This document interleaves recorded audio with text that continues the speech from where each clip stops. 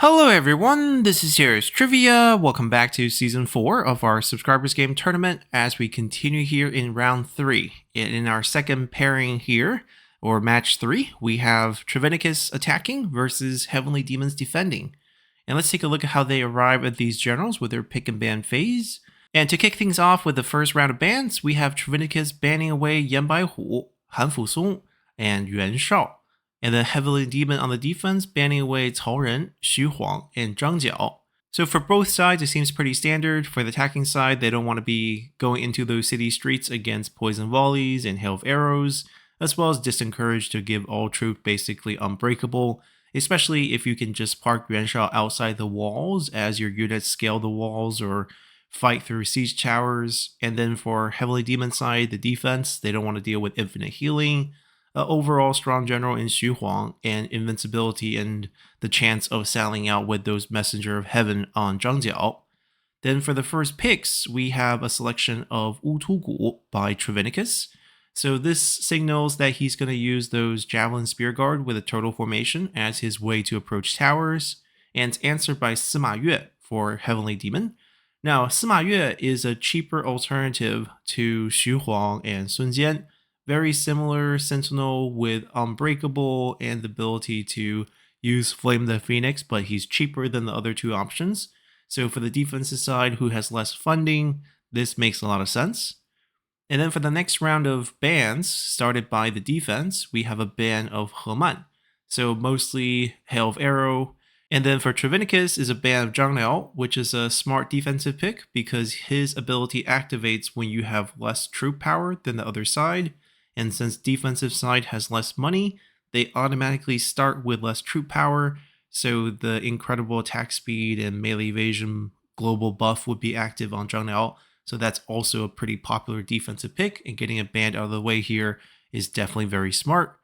And then picking on the defense first, we have Cao Cao being selected, so we have a good selection of units on Cao Cao, plus the quicker cooldown reduction from his unique ability, so more Flame the Phoenix from Sima Yue here.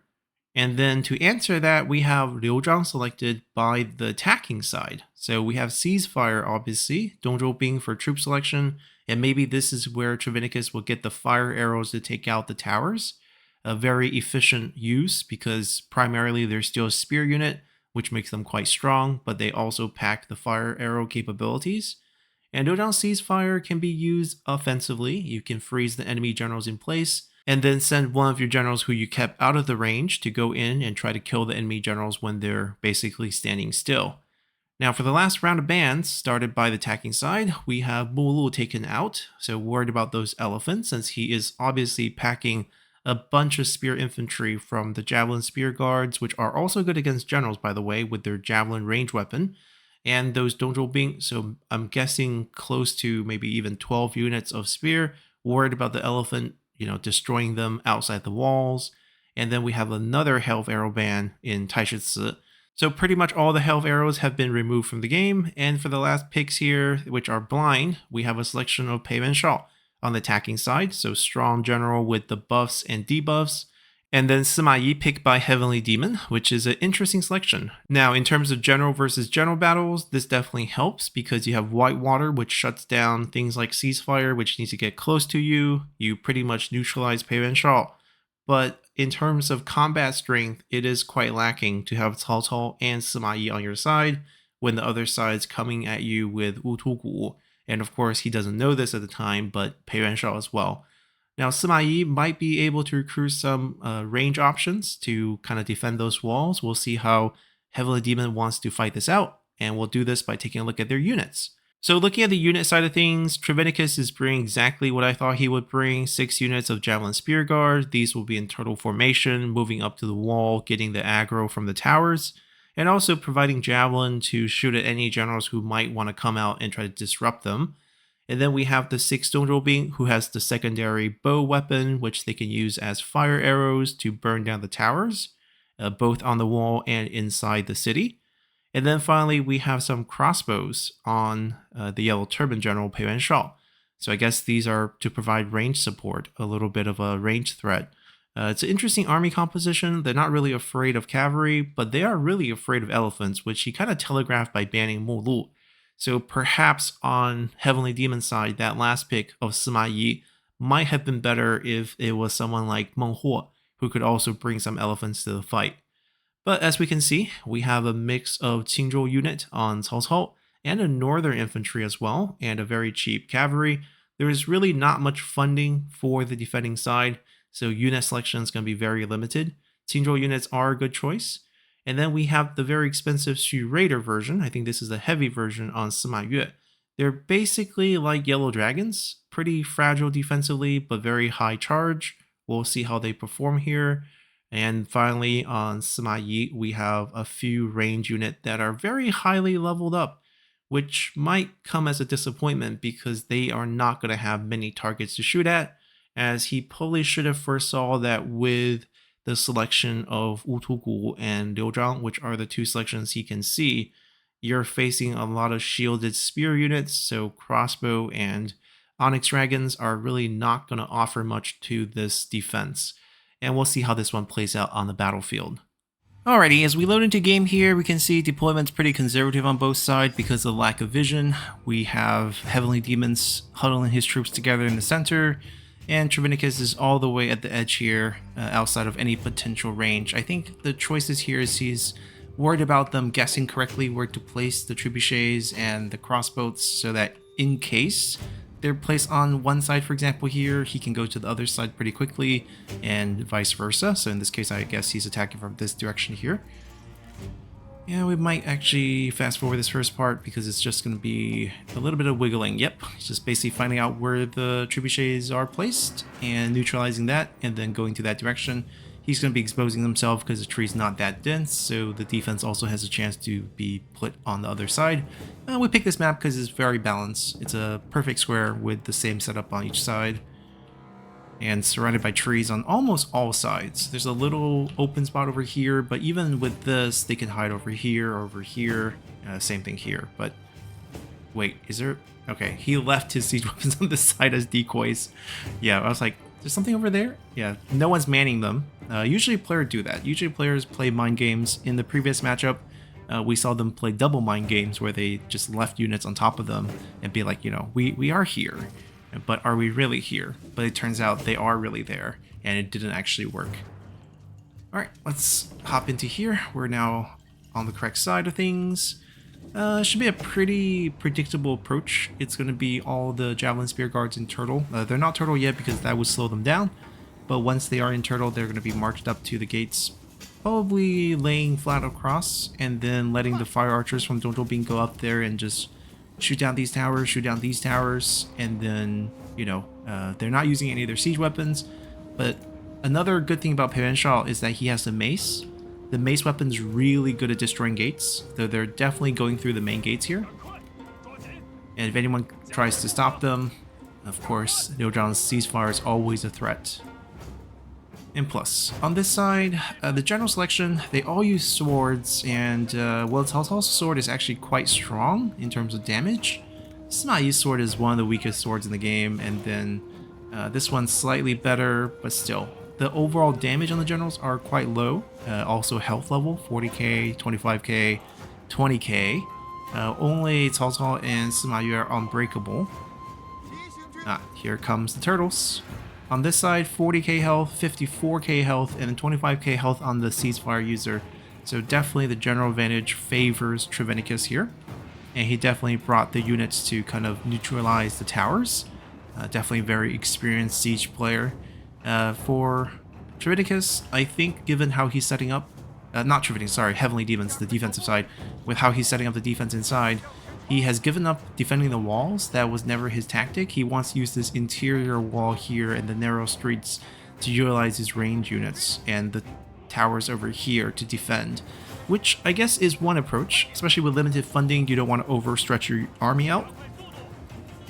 The Northern Spearmen to guard the front door. I mean, given his army composition, this is probably how I would defend it too, so nothing wrong here, which I guess is why he really wanted to ban out those Hell of Arrow generals, because they don't want to... He's planning to lose the gate. he doesn't want his units to get ripped apart in this narrow city street over here by the Hail of Arrows. And we can fast forward this part too, because it's just basically going to be a slow burn of the towers. Yeah, I mean, yeah, if you have the range advantage on the Onyx Dragons, maybe you can try to punish a little bit. But unfortunately, they are secondary, bows. Their primary is actually a Spear Guard. So they do have their shield, and they're trying to overpower them with 6 units versus 1. So after that little bit of shooting, they killed off 11, which is significant. But I like the proactiveness of Trivenicus here. He's also going to burn the city. Okay, so he's trying to do a little bit of city damage. You can create up to 20-point morale hit on the enemy by burning down the city. And for Tinjol unit, that could actually add a lot of pressure. Because if the city, let's say you lose 20 morale here, they actually would preemptively trigger their misplaced devotion. But it's very hard to burn the whole city, right? Because there's so much of it. But these frontal towers are definitely gone, and just in the meantime, those fire arrows are going to lay some damage on the city itself. Another good thing is aiming here, the fire spreads, and then you basically get to destroy this along with parts of the city. So it's double duty, instead of just focusing on the tower alone, which is easier to miss as well since it's a smaller target. The Warriors of Shu, the upgraded version of the Shu Raiders. You can see their defensive stats are okay. I think they're a little bit tankier than the standard Yellow Dragon. They don't have as much charge as Yellow Dragon. Actually, they don't really come close, but they're still more of a charge-heavy axe unit. They are a counter to Spear Guards, so in a sense, against what the armies bring with the Javelins, Spear Guards, and the Donjol being defenders, this is not a bad choice. Here comes the Gate Crasher, the big mace hammering away. So you can see the damage once he does. He's bumped his horse into pathing issues. Maybe he's not going for it yet. Maybe he's waiting for units. The Javelin here are to make sure if the enemy general wants to come out and defend, they would be throwing their Javelins in their face and absolutely murdering them. Here comes the Watchman of the Peace, using their range advantage to do a little bit of damage against... I mean, I guess Onyx Dragon actually outranged them, but they also have a shield on their back, which gives them 60% range protection. Very, very annoying army here, created by Trivenicus. Okay, now are we hammering the gate? So just to watch the damage on the gate for a mace weapon, 21%, so 5 hits. This is basically alternative to the ram, and they're much more flexible. So bringing a mace user is definitely very good for the attacking side. And the gate is open. So what unit's going inside though? That's the good question, because it's not like you really want to throw your Javelin Spear Guard away just like this. And they're not done burning. Oh, they're done burning. This one's not done, but they're almost done burning the inside towers too. So this entire plan to defend in the city street is kind of foiled. If the generals don't back up, these guys can go in and start throwing. With the ceasefire threat coming up, time to pull back.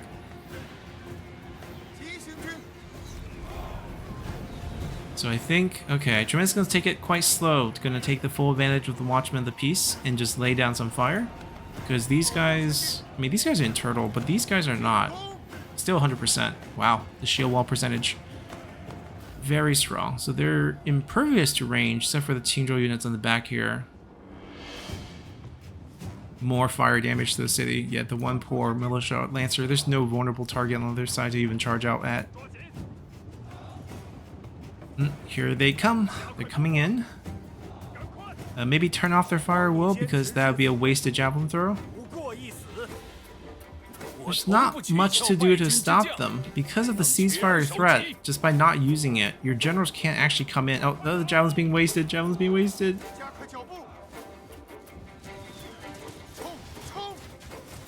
That was a waste. Yeah, he needed to turn off fire will off.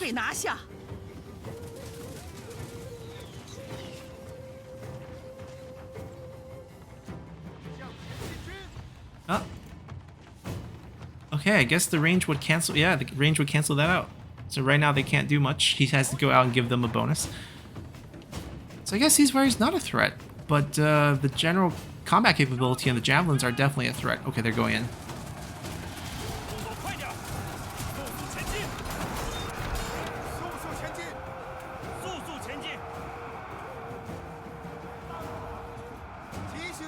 There's one semi-AoE damage. Crossbow's charging in too. It's one of those commands where they can't see the enemy, so they're just charging forward. It's okay, they probably will back off. I mean, they can get on the wall and shoot inside.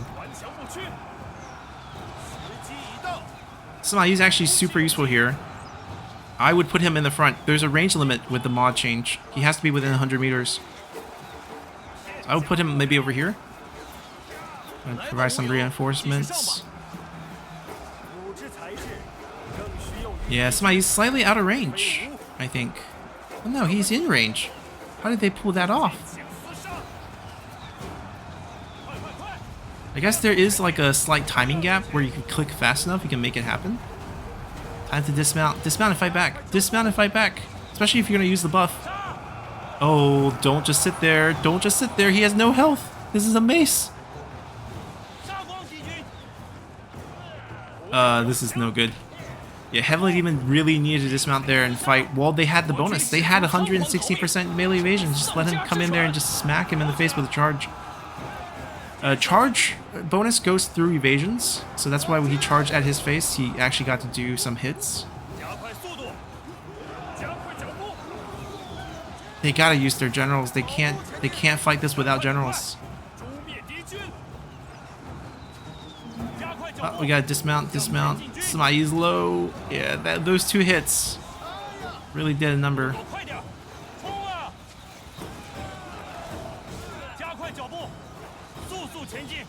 Maybe Wutugu can come over and help. The units are swarming. Good. Sima Yi needs to be routing. Ah, Whitewater's gone. Whitewater's gone. Debuffs. Pirangel's debuff and buff is kicking in. I don't like what it looks like for Cao Cao and Sima Yi here. So we do have the Flame of Phoenix usage, but with no armor, no evasion, versus someone with over 143% evasion, it's not looking good. Even Liu Zhang's here. Liu Zhang doesn't need to use his ability yet. Oh, Liu Zhang's gonna chase Sima Yi out because I believe Whitewater you can't be taking damage when you have Whitewater. If you're targeted, it actually gets disabled. Not under fire. Morale's not broken. Yeah, basically he's gonna chase him out of the map. They're trading health pretty nicely, and they got another buff up. Piranshao is taking off, but you can see Sima Yi's health is definitely tanked. Trying to go for the kill. Trying to run. You're not going to outrun him. Got a hit, but still unbreakable.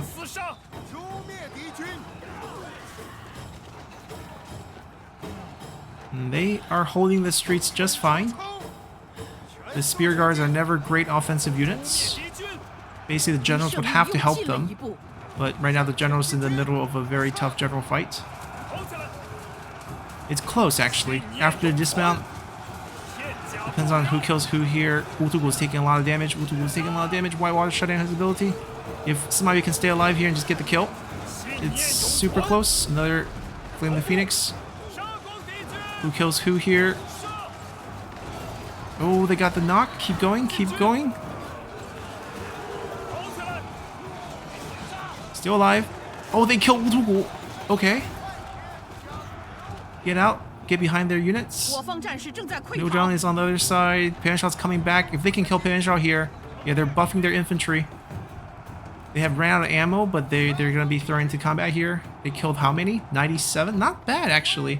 139? Not bad, actually. Once they do get into combat, they did get some kills. The cavalry's on the back. Might as well charge in at this point. Sima Yi should actually dismount too and join. Oh! Javelins! Oh no, the javelins. They remounted, which actually is not a good thing for general versus general combat. But the javelins, they need to be in formation to throw it while moving. If they're trying to throw it while not in formation, they have to stand still. Here comes another group. This one's in turtle. This is gonna throw it. Cao Cao's gonna be in trouble right here. Cao Cao doesn't move. Here comes the javelins. Okay, he's running. He lost about a K there. They They got Sima Yi. I mean, that was a matter of time. 加快脚步，跑起来！快上，跑起来！ Here comes the javelin. 尽情厮杀，进攻！ Pan Trial's routed again, so Cao Cao versus Liu Zhang. Not too bad, just the javelin numbers. And Cao Cao's surrounded by units. Cao Cao has no AoE ability. 立刻发射！ Okay, going after a vulnerable target here. Might as well. But looks like the infantry is getting overrun. Cao Cao will be unbreakable, but I just don't see how he can beat so many units at this point. 快前进！ The cavalry came in, but it's all spear targets. 不要留情，天加不留。 Once Sima Yue died, there was no ability that could clear infantry. That becomes a real big problem. Javelin Spear Guards are really, really good units. They're great against towers, they're great against generals, they're great against range, and that's pretty much what Heavenly Demon had for his army. They are not very good against infantry, which is why they held for so long over here. And we got a surrender. Yeah, he was going to get overwhelmed. Overall, very good match. It got close in there. There was really good targeting by Trivenicus. He knew he needed to take out Sima Yue first. Like, you had two unbreakable generals, and then when they first dismounted, he was also aware to gotta smash Sima Yi, get him out of the fight, or else Whitewater is going to be too painful, shutting down the abilities. Even though Ceasefire was not used, the ability to have Ceasefire as a deterrent so that the enemy generals or units can't or doesn't dare to approach you when you approach the wall is very useful.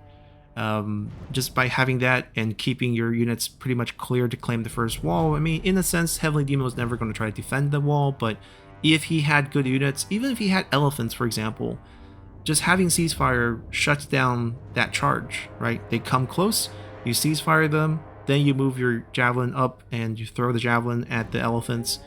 Definitely a way to beat them. We saw Sima Yue try his best, but he stopped for a moment. Those javelins came in from the side, just ripped him apart. A bit unfortunate. He was already very low, but if he could do just one or two Flame the Phoenix, that would have helped quite a bit. The Donzhou Bing, you still had 4 units that were pretty much completely healthy. Only 2 of the Javelin Spear Guards were still fully healthy. But Cao Cao himself, even with Unbreakable, can't really do much against that. So a bit unfortunate there. Even though I would say the range unit did kind of do their fair share of the damage, I think once the ammo ran out, I mean, they shot the entire ammo, which is pretty amazing. So the street was held well, and the street was held well because the infantry did their job. But afterwards, you know, they had to go join in melee, and they just don't do very much in melee. I do wonder against this type of comp if Juggernauts is ever a solution, because if you have Whitewater, enemy generals, it's kind of like Ceasefire, where enemy generals really don't want to run into your generals. So if you have some sort of turtle formation, in terms of a spear guard, sitting on top of a Juggernaut, which you can recruit on the strategist, and sit it on the city street, kind of in a similar fashion, right next to the gate, how would they beat your Juggernauts aside from throwing their generals at it? Because they can't throw any of those infantry at the Juggernaut. One blast melts anything that comes close. And if the general comes, if they don't time it right and the fire hits them, they also would die. But even if they do get to you, you have some sort of turtle infantry there. You have your 3 generals dismounted sitting there with Whitewater shutting down any sort of AoE ability, and just fight them on the ground. I actually think the Juggernaut with this particular comp, when you know it's, you know, Javelin Spear Guards and Donzhou Bing coming at you, might actually work really well. Especially if you're defending on that street. You might force them to go to the other side. Like, that might be the solution. Like, I'm not attacking on this side. Your Juggernaut's slow. I'm going to try to attack from a different side. But if they're, you know, set to attack on one side, then I think the Juggernaut might actually really work well as an option here. But overall, great fight. Even in that case, what you could do with the Juggernaut is, instead of defending on the street, you defend on the capture point, right? They have to come at you eventually, and if you put it there, what can this comp do against it if it's protected by Turtle Unit over top? So that's pretty much an option here as an interesting counter with that 3rd blind pick. but a very fun fight. I think Heavenly Demon made it very close as he killed out the generals, but the overwhelming amount of Spear Guard just kind of brought it home for Trivenicus here on the attacking side. Now they will switch sides and have one more match, and we'll see how that one goes. So until then, bye!